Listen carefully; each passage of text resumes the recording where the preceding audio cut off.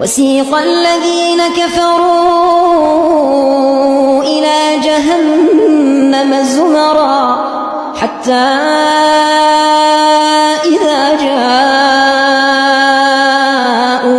فتحت أبوابها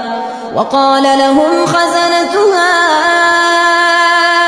ألم يأتكم رسل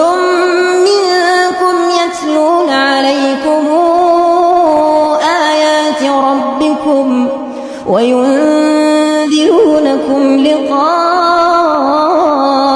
يومكم هذا قالوا بلى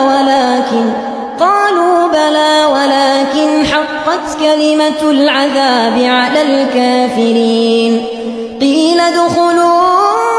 أبواب جهنم خالدين فيها فبئس مثوى المتكبرين.